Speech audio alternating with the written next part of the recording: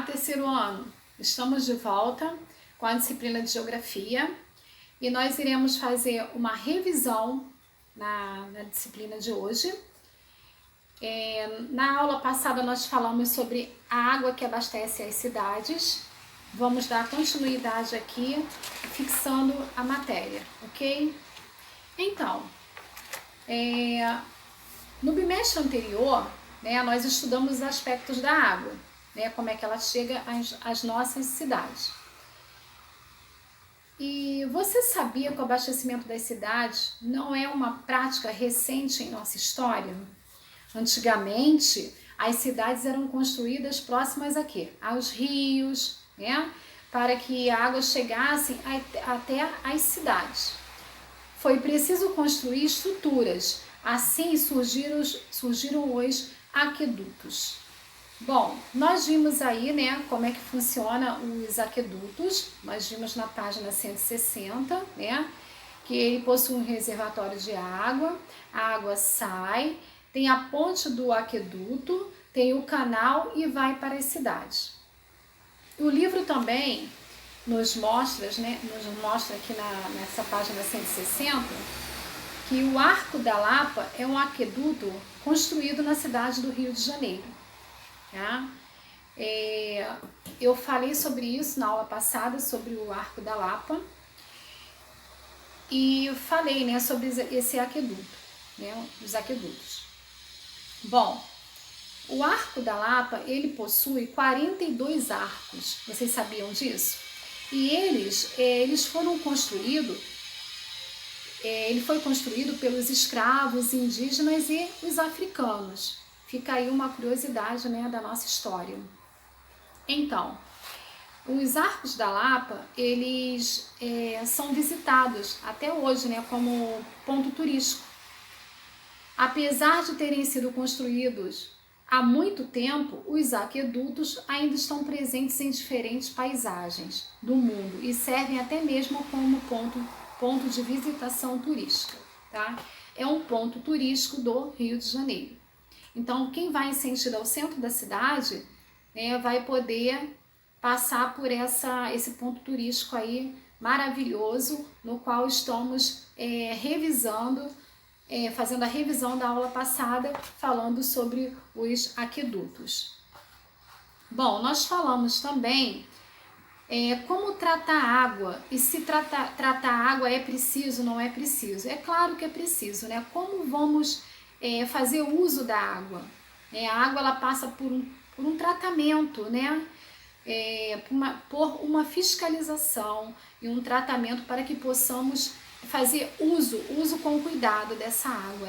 O crescimento das cidades e os diversos impactos ambientais foram causando o crescimento e reduziam a capacidade natural da purificação das águas. O desmatamento, a produção de lixo, o esgoto, a exploração dos recursos naturais são fatores que contribuem para essa redução. Bom, nas cidades a preocupação com o consumo da água é assim, que tenha boa qualidade, E isso se tornou cada vez maior, criando a necessidade de desenvolvimento de métodos de coleta e tratamento à distribuição dessa água. Falamos também sobre sistemas de abastecimento da água. Os reservatórios naturais de água mais utilizados na captação de água para o consumo humano são os rios, os lagos e os reservatórios de água subterrânea.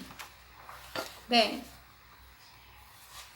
nós falamos também sobre o tratamento, o tratamento de água, que é um processo bastante complexo e ele envolve diversos tipos de produtos químicos, Nós visualizamos uma imagem na página 163 do nosso livro de Geografia, falando sobre a estação de tratamento da água, que é essa paisagem aqui. E o livro também nos traz o filtro de barro, E aí tem uma curiosidade aqui. Você sabia que o filtro de barro brasileiro, ele é considerado um dos melhores filtros do mundo? Eu, particularmente, eu gosto muito do filtro de barro. Eu gosto muito de filtrar a minha água ali para eu fazer uso, para eu tomar, cozinhar. Ele fica com um gostinho bom e eu me sinto assim muito bem. Eu gosto também do filtro de barro, os meus pais usam e eu também gosto muito de fazer uso.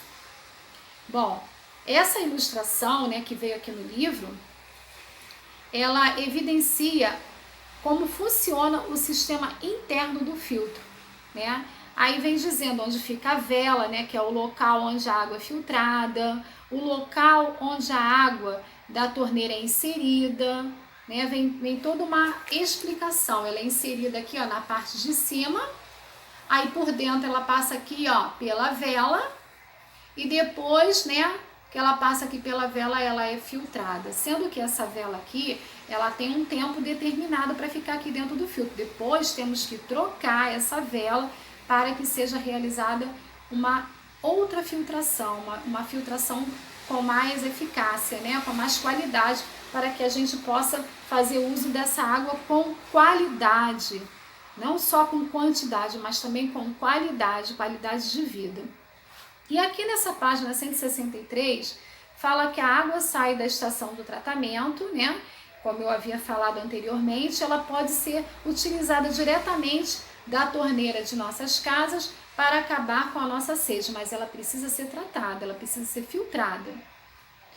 Mas durante o processo de distribuição, essa água passa primeiro pelas caixas de água, onde é armazenada. Nós já vimos isso nos estudos anteriores, em livros anteriores também, bimestres passados. Por isso é importante manter a caixa de água limpa e muito bem fechada.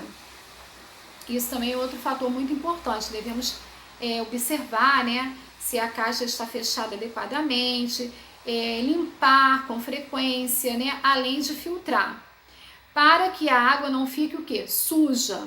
Além disso, é uma opção interessante fazer com que fazer a água passar por algum processo de filtragem caseira, né, que é essa filtragem, né, que ocorre no filtro de barro, filtro anexado na parede, sendo que aqui, né, o livro vem dizendo, vem enfatizando que o filtro de barro brasileiro é considerado um dos melhores filtros do mundo, entendeu? Fica aí a dica, né, para todos nós, né, observarmos essa filtragem, o consumo de água que está sendo feito em nossos lares, né, que possamos observar mais para ter mais qualidade de vida. Bom, nós falamos também sobre a distribuição da água, né? Depois de tratada, a água segue pelas adutoras. O que são adutoras? Adutoras são tubos que pertencem ao sistema de abastecimento e transportam a água de um lugar para o outro, certo? A rede de distribuição é responsável por levar essa água aos reservatórios até aos consumidores, que somos nós. Cuidar da manutenção dessa rede é muito importante para evitar o desperdício de água tratada, pois furos e vazamentos são comuns e precisam ser consertados. É claro, né? Se tiver um vazamento na rua já era, né? Daqui a pouco vai faltar água na rua, os moradores vão ficar sem água e por aí vai. Isso tem que ser tratado também. Em nossas casas existe um aparelho chamado hidrômetro, que tem a função de registrar a quantidade de água que você gastou durante o mês. Aí o leiturista vem, né? Aqui quem faz a leitura, né, do nosso consumo de água é a SEDAI. Então o leiturista vem, né, o leiturista que trabalha lá na SEDAI, faz essa leitura no nosso hidrômetro e através da numeração é possível perceber e imprimir a conta de água, trazendo o valor real do consumo daquele mês, do nosso consumo. Aí aqui o livro, na página 164, vem mostrando a imagem do hidrômetro. E aqui no hidrômetro, abram lá de novo, que hoje é revisão, nós vamos entender novamente o hidrômetro, né? Bom, os números acima, em negrito, preto, eles informam a quantidade de água consumida. Já os vermelhos, números vermelhos registram o consumo de água a cada 110 litros. Esse número são descartados quando se faz a leitura. Tá? O leiturista vem, através dessa numeração, ele anota o teu consumo de água no mês e depois ele é descartado após essa leitura para continuar uma nova leitura, tá? Bom, ao lado vem um Nzinho, né, dessa numeração vermelha, que é a unidade de medida. Abaixo vem tipo um reloginho do tempo, né, em negrito, esse disco. Esse reloginho fica dentro do disco. Esse disco serve para mostrar que está havendo passagem de água. Mais abaixo tem um ponteirinho vermelho, indicado à sua esquerda. Cada volta desse ponteiro significa o consumo de 10 litros. E mais abaixo, o segundo ponteiro em vermelho também virado para a esquerda, que cada volta desse ponteiro significa o consumo de 1 litro. Então, o primeiro 10 litros e o segundo 1 litro.